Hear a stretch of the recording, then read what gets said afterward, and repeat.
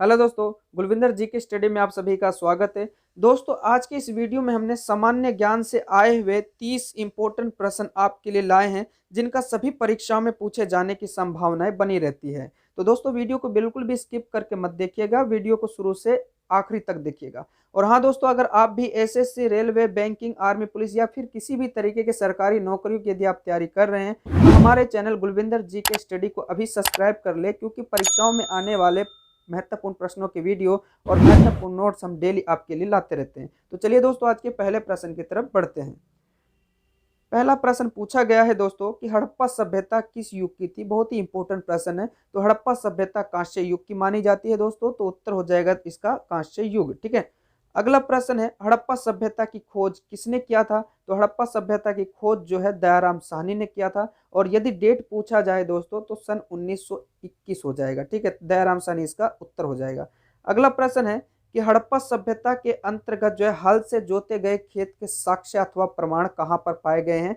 तो हड़प्पा सभ्यता में जो हल से जुते हुए खेत के प्रमाण हैं वो कालीबंगन में पाया गया है दोस्तों। ठीक है, कई बार स्टेट का नाम भी पूछ लेते हैं, तो स्टेट का नाम जो है राजस्थान हो जाएगा दोस्तों। ठीक है, राजस्थान में पड़ता है ये कालीबंगन। ठीक है, तो ये राजस्थान हो जाएगा। अगले प्रश्न की तरफ बढ़ते हैं।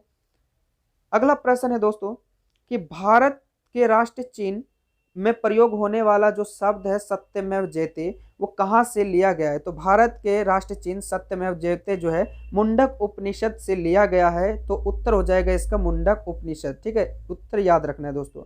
अगला प्रश्न है, आर्य भारत में सबसे पहले कहाँ बसे थे। तो आर्य भारत में सबसे पहले पंजाब में बसे थे। तो उत्तर हो जाएगा पंजाब राज्य। ठीक है। अगला प्रश्न है, प्रसिद्ध गायत्री मंत्र का उल्लेख जो है किस वेद पर मिलता है या किस वेद में इसका जिक्र किया गया है। तो प्रसिद्ध गायत्री मंत्र का जो उल्लेख है सबसे प्राचीन ग्रंथ जो है ऋग्वेद में जिक्र है। तो उत्तर हो जाएगा ऋग्वेद। ठीक है।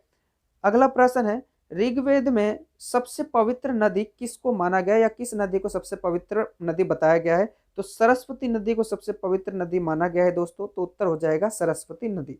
अगला प्रश्न की तरफ बढ़ते हैं। अगला प्रश्न है दोस्तों, योग दर्शन के प्रतिपादक कौन थे। तो योग दर्शन के जो प्रतिपादक है वो पतंजलि है। तो उत्तर हो जाएगा इसका पतंजलि। अगला प्रश्न है, उत्तर वैदिक काल में देवता का सर्वोच्च स्थान प्राप्त था। तो उत्तर वैदिक काल में देवता का जो सर्वोच्च स्थान प्राप्त था दोस्तों प्रजापति स्थान था। तो उत्तर हो जाएगा प्रजापति। ठीक है। अगला प्रश्न है, गौतम बुद्ध का जन्म कहाँ हुआ था। तो गौतम बुद्ध का जन्म जो है कई बार परीक्षाओं में पूछा गया है। उत्तर हो जाएगा लुम्बिनी में। और यदि डेट पूछा जाए दोस्तों तो 563 ईस्वी में इनका जन्म हुआ था। ठीक है। अगला प्रश्न की तरफ बढ़ते हैं। गौतम बुद्ध जो है उनका जो धर्म है, गौतम बुद्ध का धर्म ग्रंथ क्या था। तो इनका जो धर्म ग्रंथ था वो त्रिपिटक था। ठीक है, तो उत्तर हो जाएगा त्रिपिटक। अगले प्रश्न की तरफ बढ़ते हैं।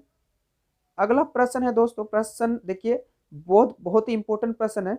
बौद्ध ने कहाँ पर महापरिनिर्वाण अथवा मृत्यु प्राप्त की थी। तो दोस्तों परीक्षाओं में कई बार पूछा जाता है कि माता बोध की मृत्यु को किस और नाम से जाना जाता है। तो आपको याद रखना है दोस्तों महापरिनिर्वाण। ठीक है।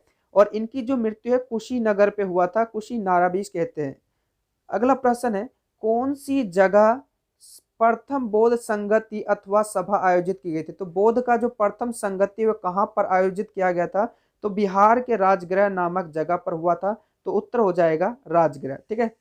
अगला प्रश्न है, तृतीय बौद्ध संगति, ठीक है, तृतीय बौद्ध संगति कहाँ पर हुई थी। तो पाटलिपुत्र में ही हुआ था, ये भी बिहार में ही है। तो उत्तर हो जाएगा पाटलिपुत्र। ठीक है। अगला प्रश्न है, गौतम बुद्ध के गुरु कौन थे। बहुत ही इंपॉर्टेंट प्रश्न है ये। प्रश्न जो है एसएसबी और सीजीएल के परीक्षा में पूछा गया है कि गौतम बुद्ध के गुरु कौन थे। तो उत्तर हो जाएगा अलार कलाम। ठीक है, अलार कलाम उनके गुरु थे। अगले प्रश्न की तरफ बढ़ते हैं। अगला प्रश्न है दोस्तों, बुद्ध ने सर्वाधिक सबसे ज्यादा उपदेश कहाँ दिए थे। तो श्रावस्ती में इन्होंने सबसे ज्यादा उपदेश दिए थे। तो उत्तर हो जाएगा श्रावस्ती। ठीक है। अगला प्रश्न है, भारत का सबसे बड़ा बौद्ध स्तूप कहाँ पर स्थित है। तो भारत का सबसे बड़ा जो बौद्ध स्तूप है बुद्ध का वो सांची में है, जो कि भोपाल में पड़ता है, यानी मध्य प्रदेश में। तो इसका उत्तर हो जाएगा सांची। ठीक है। अगला प्रश्न है, किसने बौद्ध किसने बौद्ध के लिए विख्यात विक्रमशिला विश्वविद्यालय की स्थापना किया था। तो धर्मपाल ने बौद्ध संगति के लिए जो है विक्रमशिला नामक विश्वविद्यालय की स्थापना किया था। उत्तर हो जाएगा धर्मपाल। अगला प्रश्न है, बौद्ध धर्म, ठीक है। बौद्ध धर्म पिटक की रचना किस भाषा में किया गया था? तो बौद्ध धर्म के प्रचार और प्रसार भी कई बार परीक्षाओं में पूछा जाता है कि बौद्ध धर्म का प्रचार किस भाषा में किया जाता था या किया गया, तो पाली भाषा इसका उत्तर हो जाएगा दोस्तों, ठीक है। अगले प्रश्न की तरफ बढ़ते हैं। अगला प्रश्न है कि कश्मीर में कनिष्क के शासन काल में जो बौद्ध संगति आयोजित किया गया था या बौद्ध सभा आयोजित किया गया था, उसका अध्यक्षता कौन कर रहे थे? तो वासुमित्र जो है कर रहे थे उसकी अध्यक्षता कश्मीर में बौद्ध संगति का, तो उत्तर हो जाएगा वासुमित्र।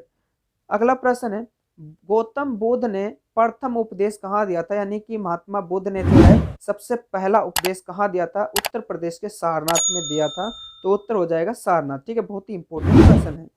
अगला प्रश्न है बौद्ध धर्म ग्रहण करने वाली पहली महिला कौन थी? तो बौद्ध धर्म को जो अपनाने वाली पहली महिला थी महाप्रजापति गौतमी थी, ठीक है, तो उत्तर हो जाएगा महाप्रजापति गौतमी। अगला प्रश्न है कि बुद्ध को ज्ञान की प्राप्ति कहाँ हुई थी? तो ये प्रश्न कई बार पेपर में पूछा गया है।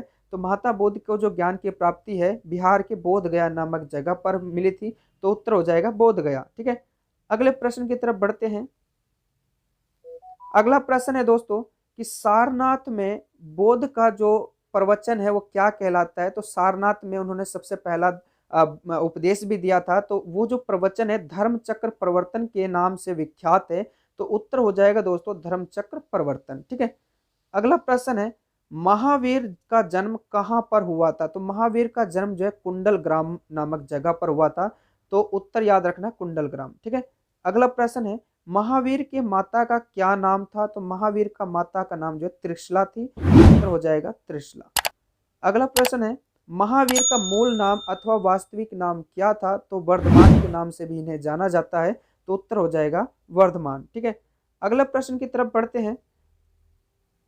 अगला प्रश्न है कि महावीर की मृत्यु कहाँ पर हुई थी? तो महावीर की जो मृत्यु है वो पावापुरी नामक स्थान पर हुआ था, जो कि काफी बहुत ही इंपॉर्टेंट प्रश्न है। इनकी मृत्यु कहाँ पर हुई थी? तो पावापुरी में, ठीक है। अगला प्रश्न है जैनियों के पहले तीर्थकर कौन थे? अथवा पूछ लेते हैं कि जैन धर्म के पहले संस्थापक कौन थे या जैन धर्म के पहला तीर्थकर कौन था? तो ऋषभ देव इसका उत्तर होगा दोस्तों। ऋषभ देव जो जैनियों के पहले तीर्थकर थे। अगला प्रश्न है जैन समुदाय के श्वेतांबर का जो संस्थापक है कौन थे? तो स्थूलभद्र थे। जैन धर्म के जो श्वेतांबर जो समुदाय थे उनके जो संस्थापक है स्थूलभद्र हो जाएगा। और यदि दोस्तों अगर आपसे दिगंबर पूछ लिया जाता है तो उसका हो जाएगा भद्रबाहु, ठीक है, हो जाएगा भद्रबाहु, ठीक है। अगर दिगंबर का पूछा जाए तो भद्रबाहु हो जाएगा जो है दिगंबर का। अगला प्रश्न है, ये आखिरी प्रश्न है दोस्तों, महाभारत के रचयिता कौन है या किसे माना जाता है? तो महर्षि वेदव्यास जो है महाभारत के रचयिता है। तो दोस्तों ये इसका सही उत्तर हो जाएगा महर्षि वेदव्यास। तो दोस्तों ये 30 इंपॉर्टेंट प्रश्न थे आज के, जिनका परीक्षाओं में जो है ना पूछे जाने की संभावनाएं हमेशा बनी रहती है। आपको वीडियो कैसा लगा हमें कमेंट करके जरूर बताएं। और दोस्तों यदि आप चैनल में नए हैं तो प्लीज़ हमारे चैनल को सब्सक्राइब कर ले और बेल आइकन को ऑन कर ले, ताकि आने वाली हमारी सभी वीडियो की नोटिफिकेशन और वीडियो आप तक पहुँच सके। तो मिलते हैं दोस्तों एक नई वीडियो के साथ, तब तक के लिए जय हिंद।